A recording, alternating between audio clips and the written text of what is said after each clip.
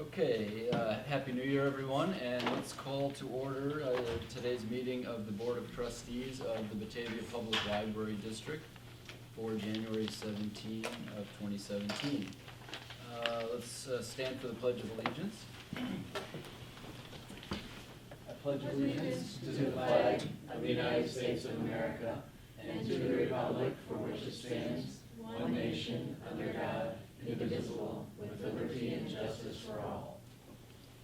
Okay. Thank you. Let's call the roll. Blodgett. Here. Dietrich. Here. Henders. Here. Smith. Here. Sullivan. Here. Von Moonen. Here. Schuster here. Okay. We have a quorum. Item 4 is comments from the audience. Seeing none, we'll move on to item 5, which is today's consent agenda, consisting of minutes of the public hearing of November 15th, minutes of the regular meeting from November 15th, expenditures for November and December of 2016, and then 2 action items, an ordinance abating our property tax levy for year 2016, and a resolution adopting a new, actually a policy on travel expenses triggered by a change in state law. Would any trustee like to remove any of these items for a separate vote? Okay, seeing none, can I have a motion to approve as submitted? Okay, moved by Blodgett and second by Von Moonen. Let's do a roll call on that, please. All right. Blodgett. Aye. Dietrich. Aye. Henders. Aye. Smith. Aye. Sullivan. Aye. Von Moonen. Aye. Schuster aye. Okay. Our consent agenda is approved. Item 6 is approving our regular agenda. Are there any requests for changes or additions or anything? Okay, seeing none, I'll look forward to a motion on that. So moved. Okay, moved by Schuster and second by Smith. All in favor? Aye. Opposed? Okay, our agenda is approved. All right, item 7 is financial reports for both November, December. Joe, we have your working budget here. And maybe, I guess I'll ask the first question if you don't mind. I noticed, I reviewed this working budget document, and it appears that for every line item here, the projected expenses are matching up exactly with the working budget. So I guess, we're about halfway through the fiscal year? Is it still Correct. too early to speculate that we might be deviating from our budget, or did we just do a really good job of budgeting? I like the last answer better. At this point, it actually is tracking reasonably well. So given it's only my second year trying to do this, I'm a little reluctant to get too far ahead of myself in trying to do projections, but I can tell you that the property taxes basically are in. Okay. And the shortfall there is a little bit under $5,000, so that's, that we can project. Expenses are tracking overall right about 45%, so they're actually doing pretty well as well. And we're through half of the year really for everything. I mean, I've been in enough industries to know you get cyclical stuff, but we're through 26 payrolls, 26 more to go, so it really seems fairly uniform. The other non-tax revenues are running just under 60%, and I think we had some concern coming into this year because we've eliminated fines, how they were going to track, but it's actually doing pretty well. So I think going forward, beginning January, February, we'll certainly do some more projections on that. I do have one other comment too, that you've got both November and December in there in the way of full reports. That's the first time I have done that, even though we didn't have a meeting in November. If that's too much paper, let me know. But I mean, I'm a CPA. I like to have every month outlined someplace. So if it's too much for you guys, just say stop.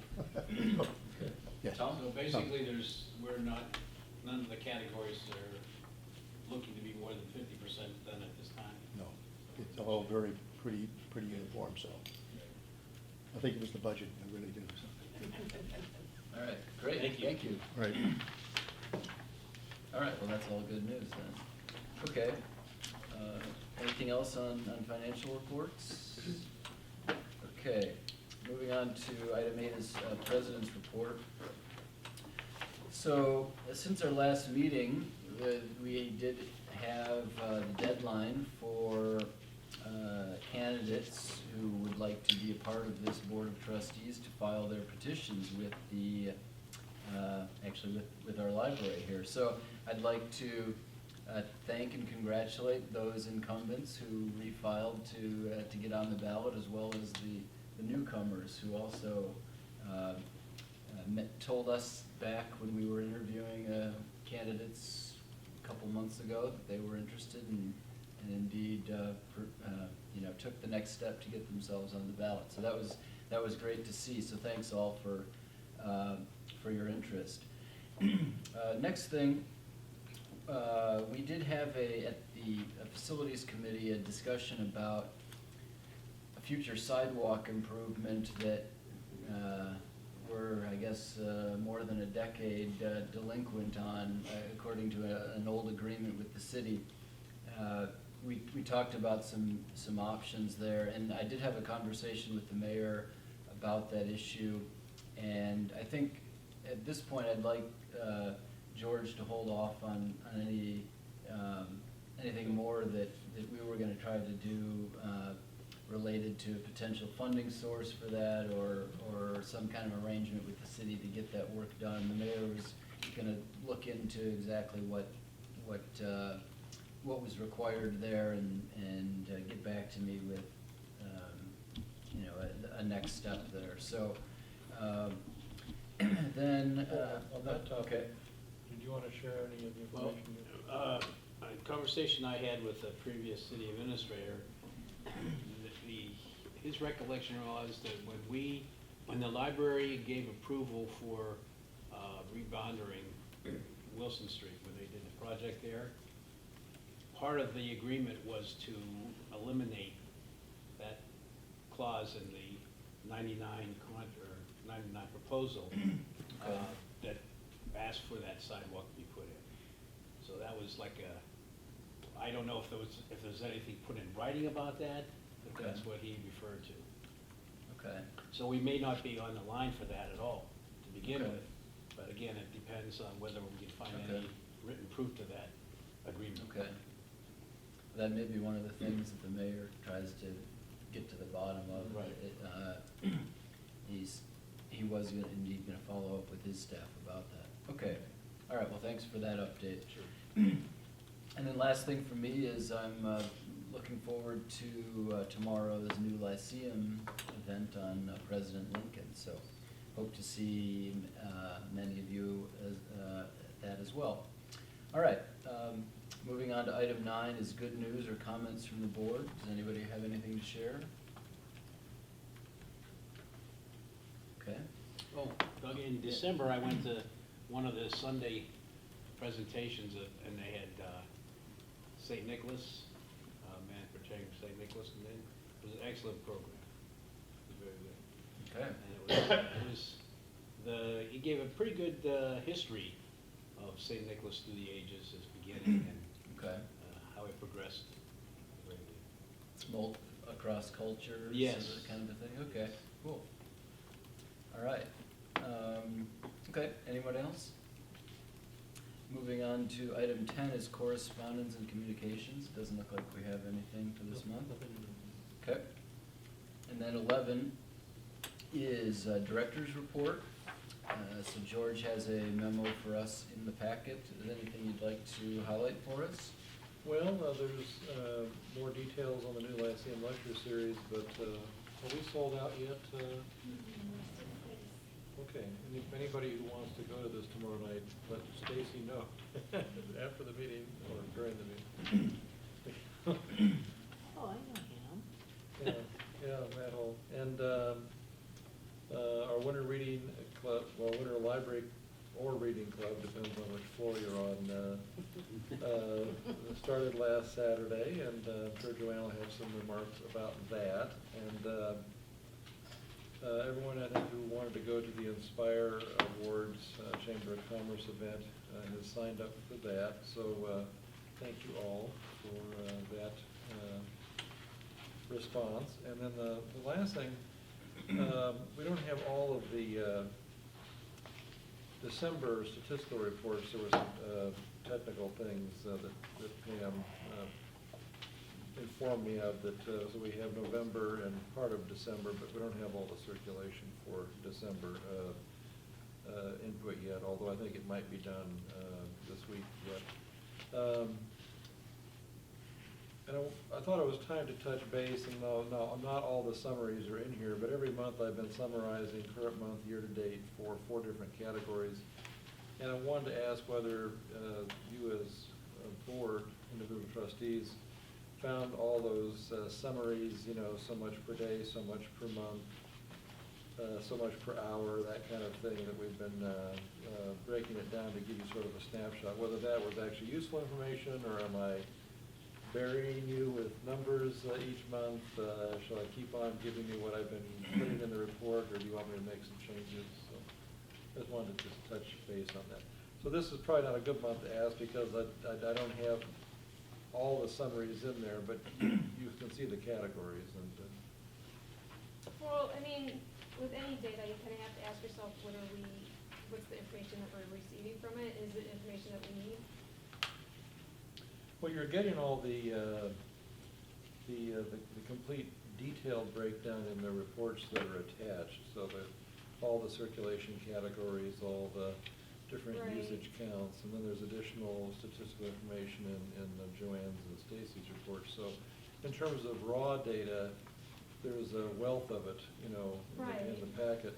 And so all I was trying to do is highlight some of the, you know, numbers. We're running flat in terms of the library data checkouts and visitors grew like wildfire from the time the new building opened 15 years ago, actually, this month, to a few years ago, and then it started to, we basically hit a plateau and sort of, you know, dropped a little bit. I think we may be more or less leveling off at a level way higher than we used to, but I'm not sure how much Well, I the think data actually is informative for you. if you put it in a graph format, and maybe we looked at it every 3 months instead, and we could analyze it to some degree and say, why is this happening? Is there anything we can do to improve it? Mhm. I mean, if there's, I'm not sure, but just by looking at that, though, that we're gonna be able to do a lot of analysis, just because there's not additional data there that, why were people, who were the people that were coming, more in-depth stuff that we might need to know. No. I think the graphical representation, I agree with Kara, would be helpful, rather I than don't just know, looking at yeah, numbers. I don't know if you have to have all the different categories involved, unless if you run this report normally, just to highlight if there's a category that's, jumped way up or is falling way down, that would be of interest. But if it's just, like you said, we're plateauing now, unless something different changes in the future, we not necessarily need to have all this detail on here first. Yeah, and there aren't huge changes necessarily. I mean, we tried to pull out a couple categories that relate to the website, and then basically items checked out, and number of people in the building, and it's, Well, anytime we introduce a new program into the system where we're getting a bump up in usage by the patrons, and that would be something to highlight. So often it's hard to pinpoint necessarily why checkouts might go up for a while or down for a while. It's we know that they increased last fiscal year for the most part because we started automatic renewals. So we were automatically renewing books that might have gone overdue rather than showing up as a checkout. That's leveled off again, so we're not seeing that kind of increase like we were last year. In times of economic difficulty, library use tends to go up, and in times of when people feel more economically secure, library use sometimes tends to go down. So it definitely is a moving target. So a lot of the data basically shows elevator talk information, that, we have 850 visitors on the average throughout the year, per day, that sort of thing. It's, it's hard, it's interesting. They're factoids. They're not so much, showing trends unless we were to take, 5 years worth or that sort of thing. We could almost take the annual numbers over a period of time and show what happened there. And that's going to be a chart that sort of went like this and sort of has gone like this ever since. But well, I feel like, the survey that we had taken, I don't know how many years it's been now. That was 3 years ago. 3 years ago. But where people, why do you visit the library? That sort of information is probably a little more helpful if we were going to make changes in programs or whatnot. So what is my takeaway? Maybe try a graph or two and see how, see if that provides useful information. Focus on big changes. Maybe do it quarterly rather than monthly. Okay. And maybe a 5-year trend Okay. would be good too. Okay, well, we'll tweak it. See what we Okay. think. Thanks for asking us. I think generally, I find it somewhat useful, gives a really sort of high-level overview about, if we saw some numbers here that were, catastrophically different, we'd probably, Oh, say something, yeah. it would probably alert us to something that was going on. If we don't have any data at all, we just assume everything's fine, Oh, right. So I think it's, just, more generally, it is valuable, so. Okay. Okay. All right. I guess we are ready for Joanne. Welcome. Hello. A couple things I want to pull out of my report from this month. We do have a new librarian who started with us on January 3rd, Nancy Lupo. Is taking the position of Samantha Tomlinson, who moved out of the area. So we're very happy to have Nancy on board with us, who will be working primarily Tuesdays and Thursdays and some weekends, and we've been getting her involved in some of our collections and programming as well. And so you'll be, or a student coming downstairs will be seeing her a little bit more at the desk. We did start Winter Library Club, as George mentioned, this past Saturday. In youth services, it's a family program, so parents and kids work on a variety of activities and reading adventures.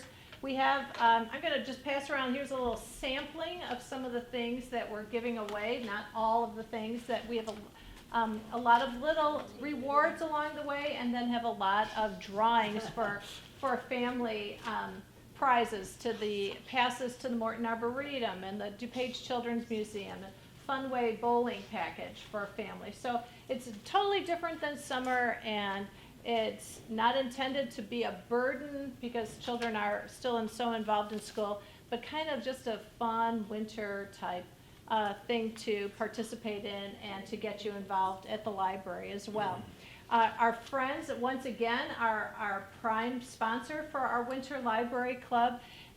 This year, in addition to giving us coupons for their free item at their book sale, they are also, and giving us some additional money for different rewards, they've also will be sponsoring our second Art and Science Fair, which is coming up on January 28th from 11 a.m. till 2 p.m.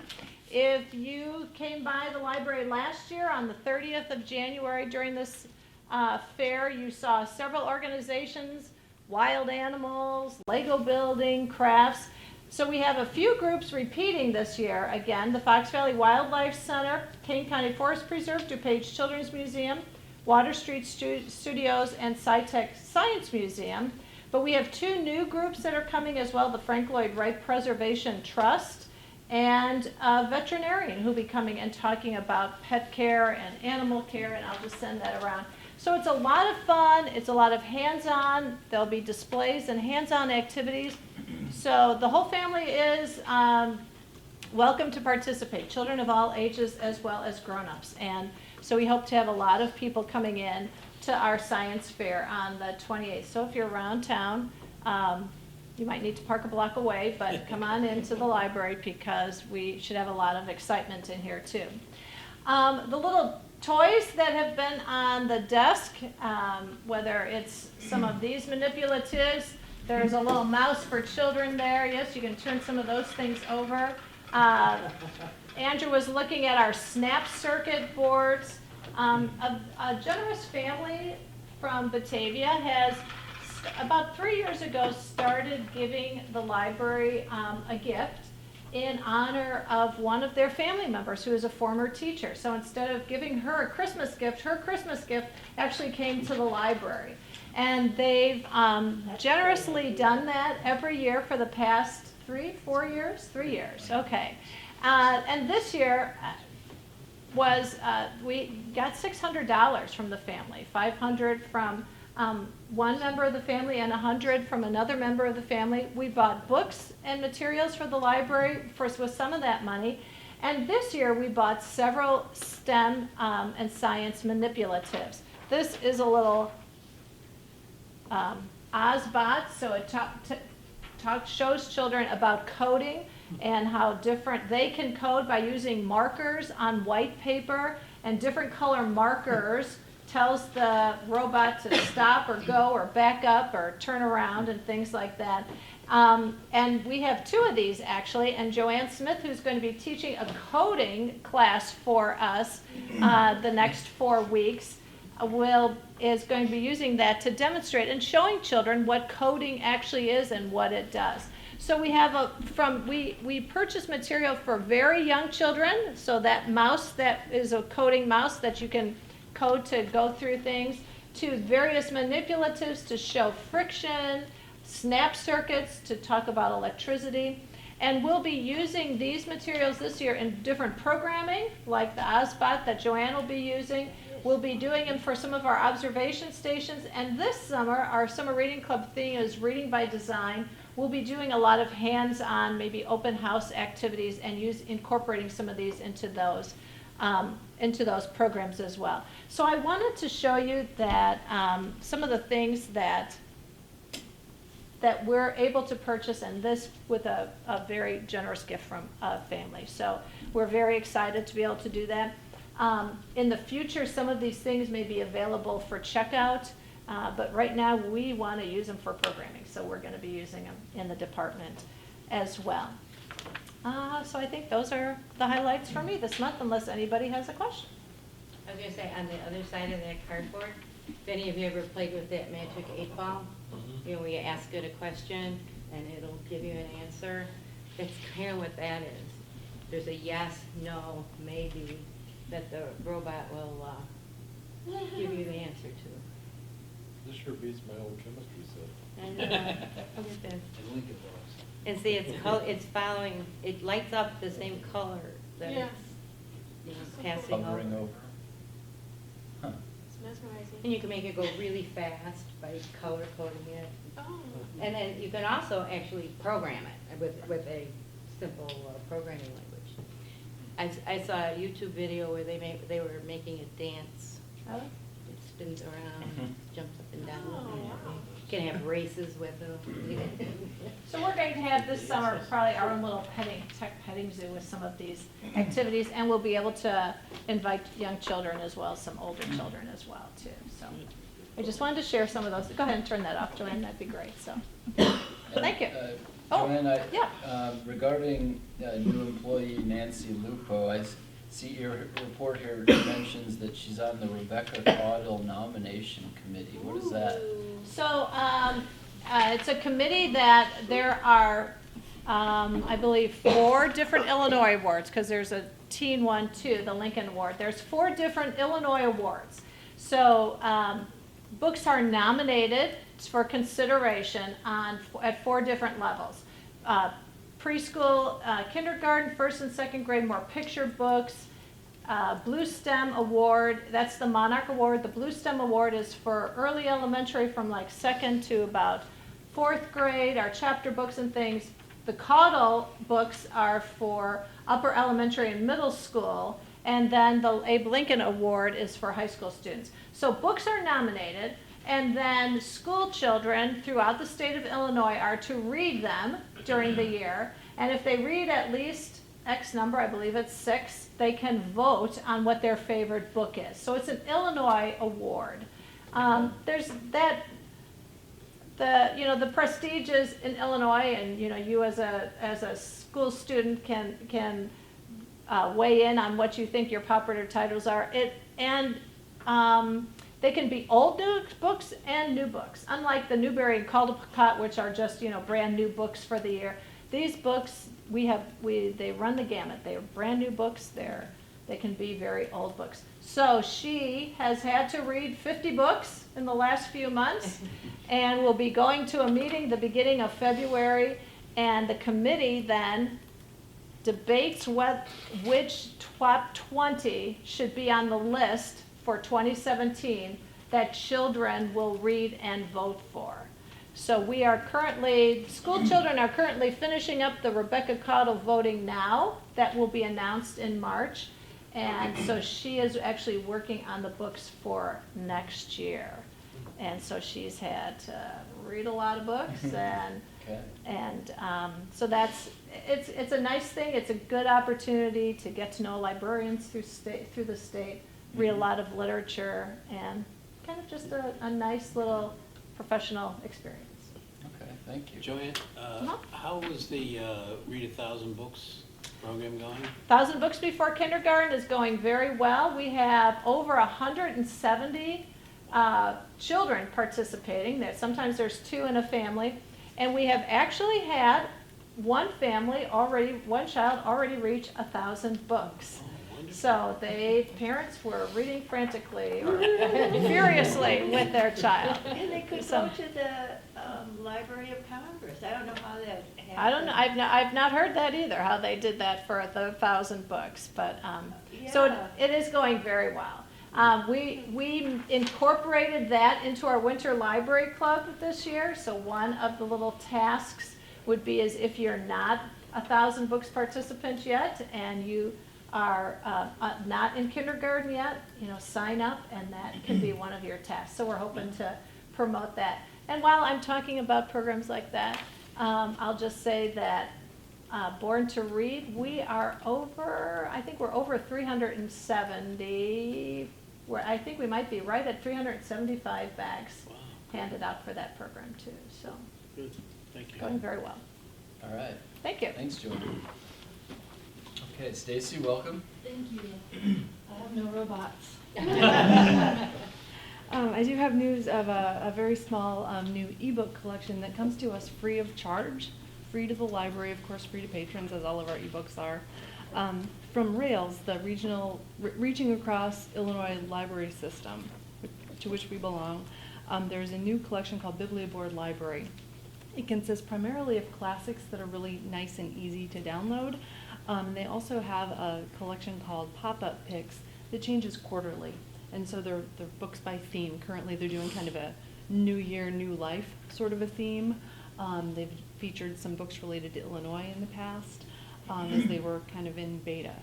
So that's an additional collection available to our patrons. It's free to us.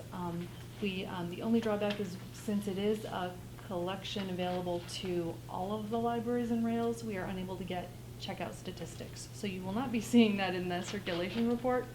I don't know that circulation is going to be high, but if you are a reader of classics, it's a good way to find a really nicely formatted classic with a beautiful cover image, which you'll see when you pull it up. And do they get to that through our regular catalog? They will not see them in the catalog, but if they go to our ebooks and e-media page, Okay. instead of having 3 items there, we now have a 4th. Excellent. And there's an app a person can download. We have a sheet back Okay. near the reference desk that gives the instructions, and the instructions are also on our ebooks and e-media page. We're glad to help people out. Winter Reading Club for Adults and Teens is also underway. You're all invited to participate. All you do is read 3 books between now and the end of February, and you win a prize, either a free book from the Friends Book Sale or a free book that is available to pick out from our selection back near the reference desk. And then at the end of the program, we have a drawing for some larger prizes, gift certificates and cards and so forth. One other item I wanted to mention, the library's had a YouTube channel for a little while, and only recently did we reach enough critical mass that we put a link to it on our homepage. So Michelle Marcel, the promotional services coordinator, manager, and I worked on this project. She's the lead, and I'm the helper. So you'll now see on the homepage of the library website, near our Facebook and Twitter icons, there's an icon there to go to our YouTube channel. One recent addition, this was a collaboration with the city of Batavia.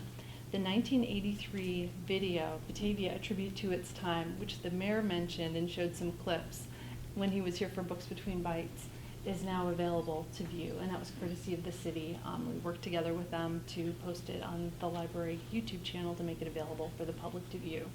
And that was a collection of photos that were taken by Bob Popick and some other police officers at the time I think throughout Danny the city. Anderson may have been.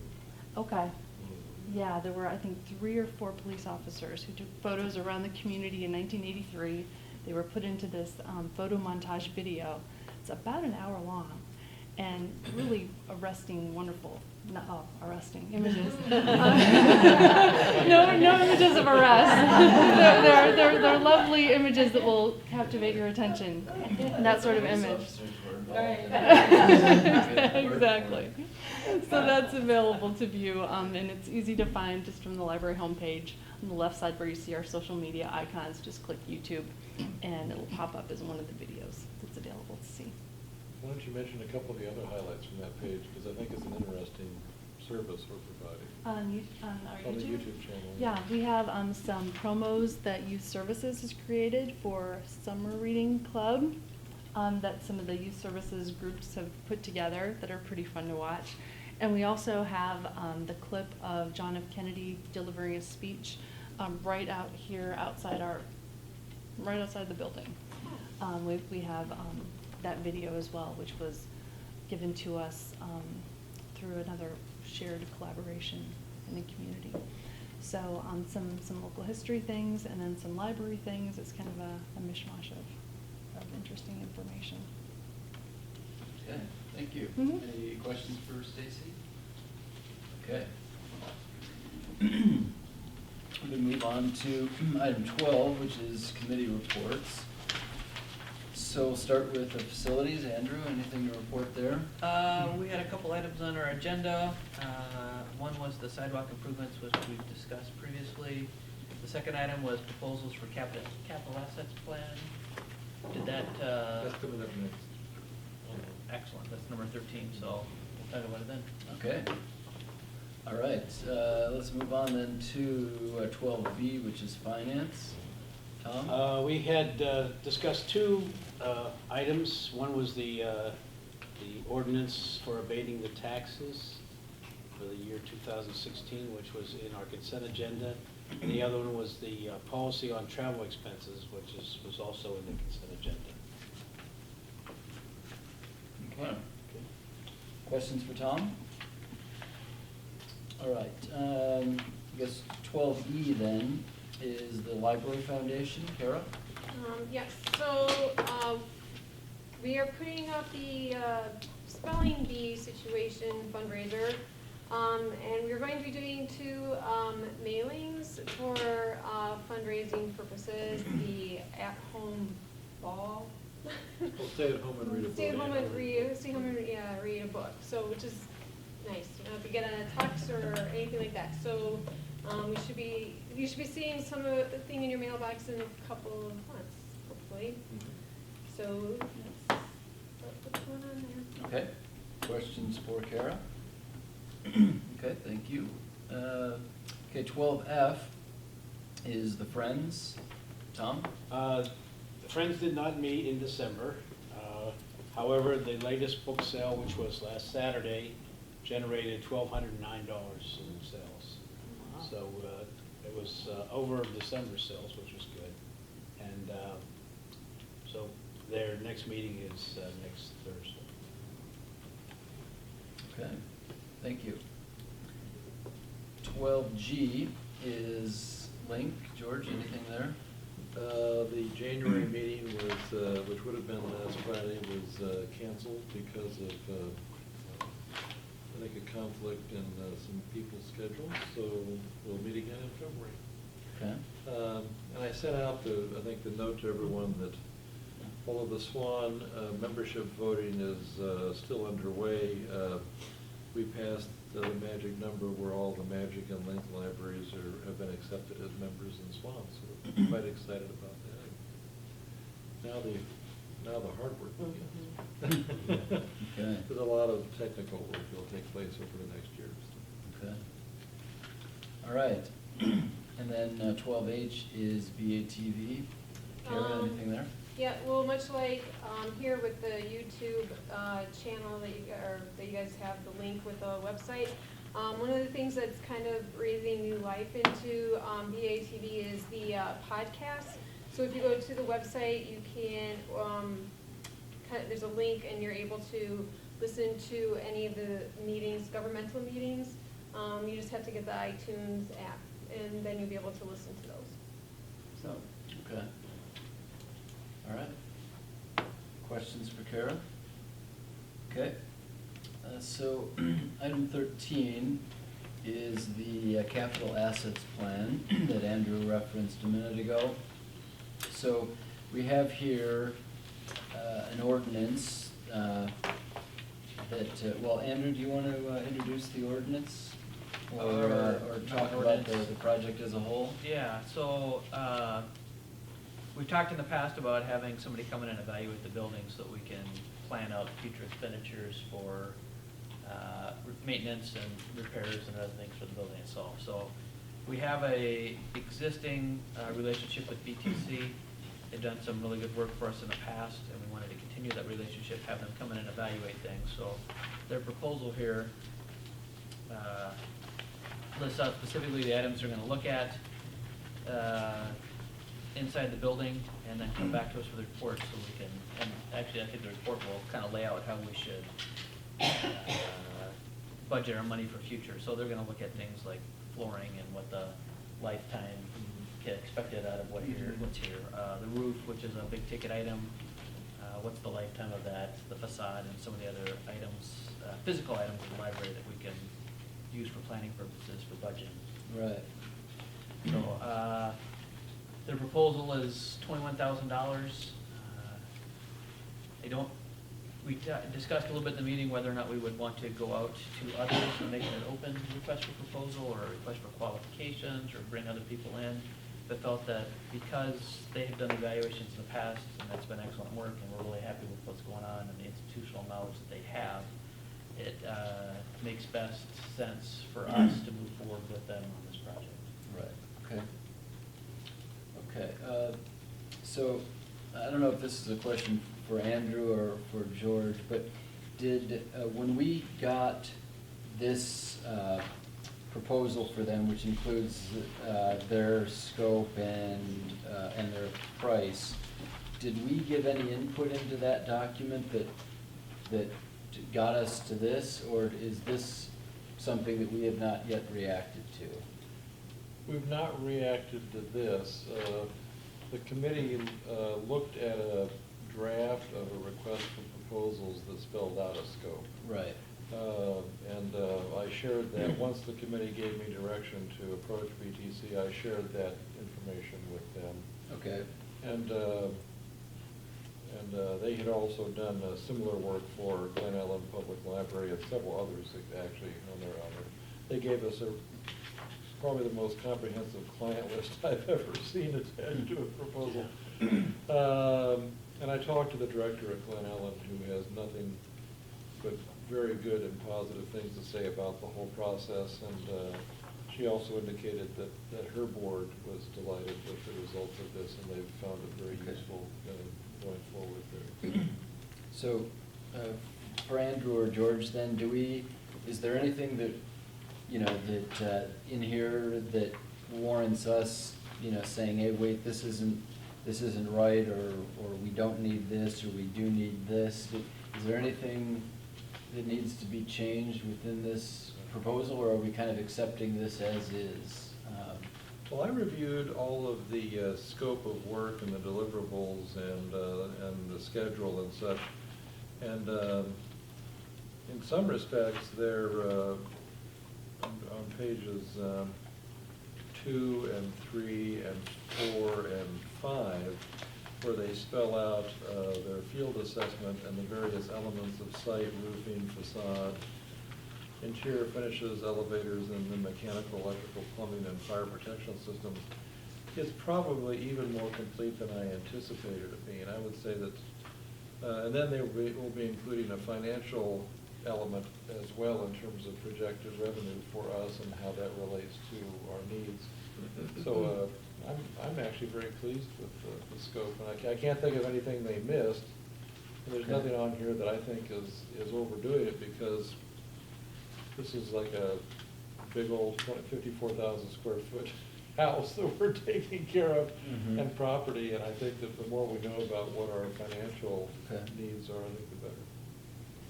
Andrew, anything you want to No, say about what we've got here in front of us? No, I think it spells it out. I think it's important for us. One of the things we talk about often is what's our budget and what our expenditures gonna be in the future for the building Right. itself.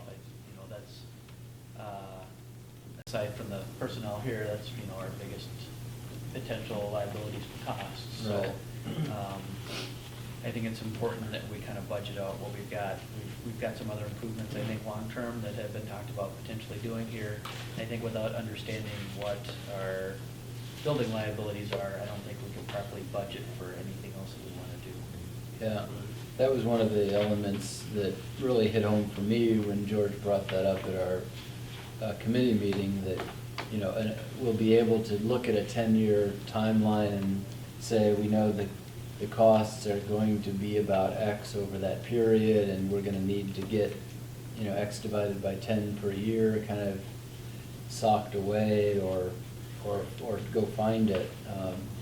So, yeah, I thought that made a lot of sense for us. That's probably something every organization should be doing. Yeah, I think, I'm sure the school system does it for their buildings, Yeah. so they know what they've got.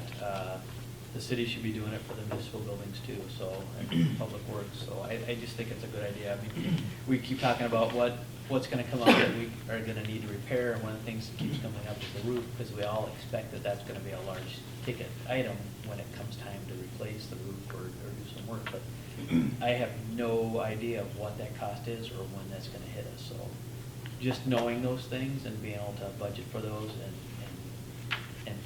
do some forecasting for that, I think is critical for us, so.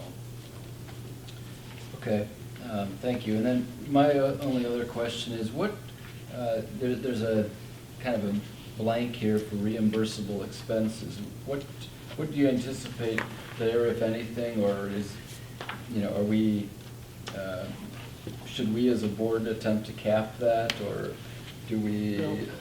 what's the expectation? They there? actually didn't quote any reimbursable expenses, although I have to believe there'll be some maybe copying or other kinds of things that are involved.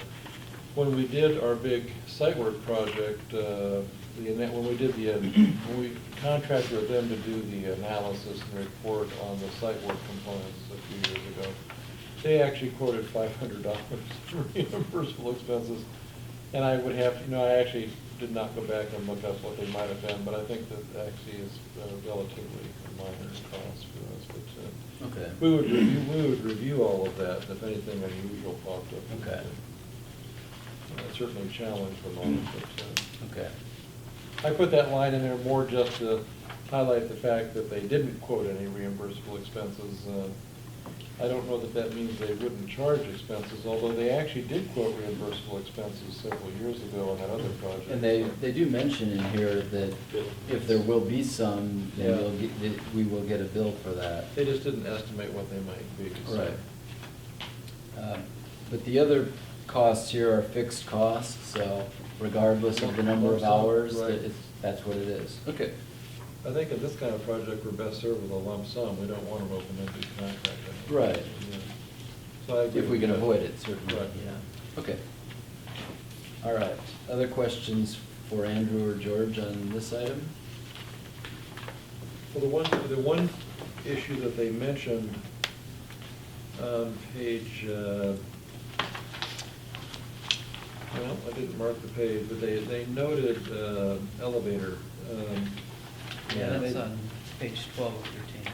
Yeah, they did not, they're not certain yet. They said, I think, if I'm remembering correctly, that there would be a need for an elevator consultant until they've actually taken a look. But if there is, that'll be a separate proposal that before we can have the ability to act upon it. Would not be a, something just thrown in. And it would, and it sounds to me the way that they're proposing that if there is that kind of work, that they would help get the proposal, et cetera, but there would actually be a standalone contract so that they would not be charged the administrative costs against that. But at this point, we don't know whether there would actually be a need for that.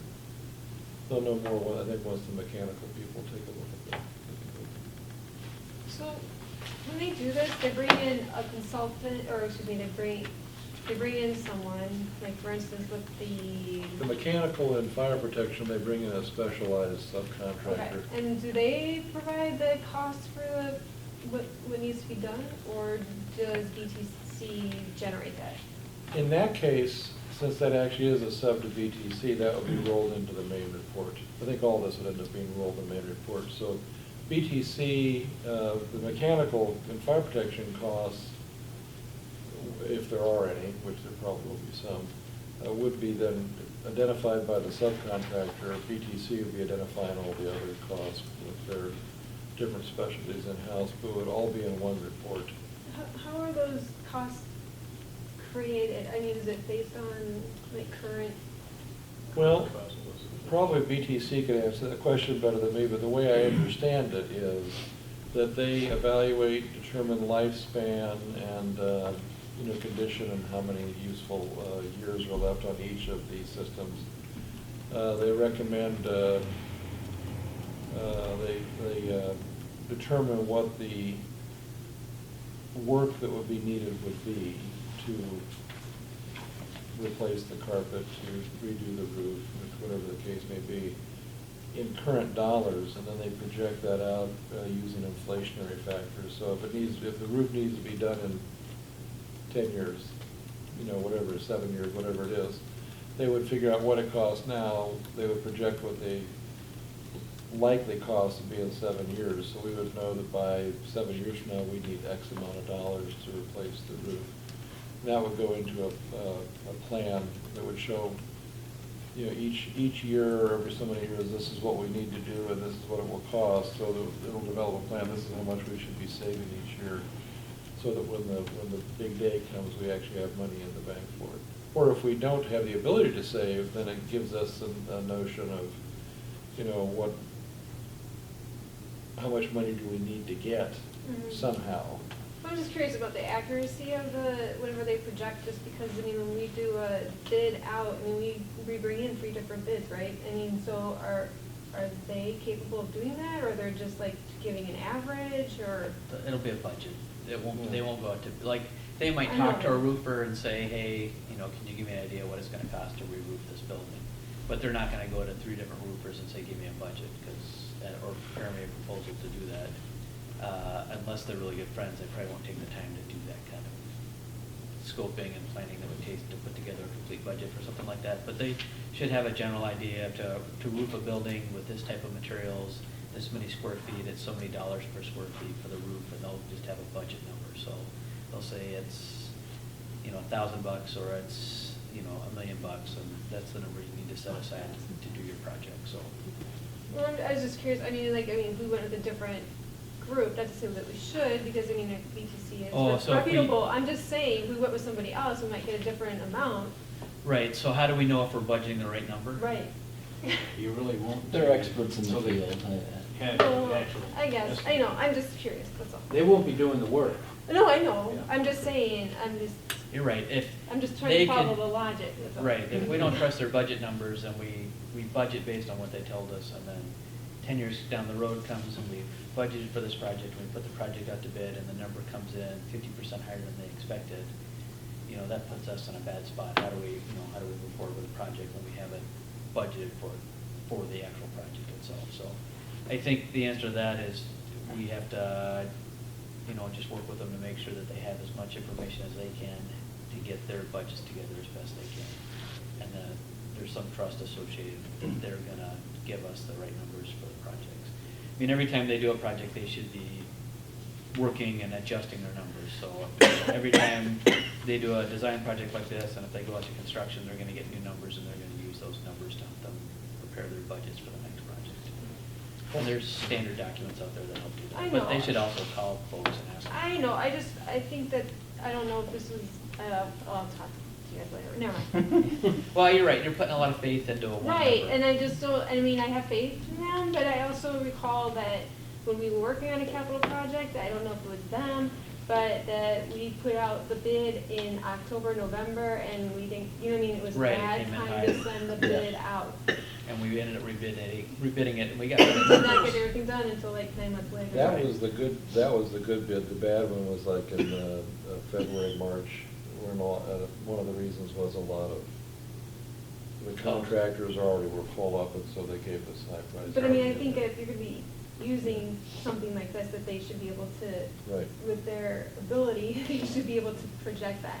Right, tell us when's the right time to bid a project like this. No, that's a good point, and that's something we should, hold their feet to the fire for and. Right, that's keep- fine, I'm just keep saying, we remind need to be ourselves. aware of that, and yeah, I have trust in them, we have a lot of, credentials and everything like Right. that, but I'm just saying, Yeah, no, right, and it's not like if they give us a budget for a project and we go out to bid and it comes in high, we don't have any Right. recourse. It's not like, they're not quoting a number to us that they're gonna hold firm. They have no control over it, they're just giving us Right. their best Estimate. judgment I as to what it's understand, gonna yeah. be. You're right, and it's disappointing when you go out and you find out that It's they're off, 50% they're wrong, more. yeah. I mean, it's great when you find out it's a lot less, when it comes in a lot more, then it's, I guess Yeah, this is it's- one thing to do, you just trust and then you go, so. It's standard practice for an engineering or whatever design firm to offer a number, with, that it's the best kind of information we can get, sort of, without actually bidding it out.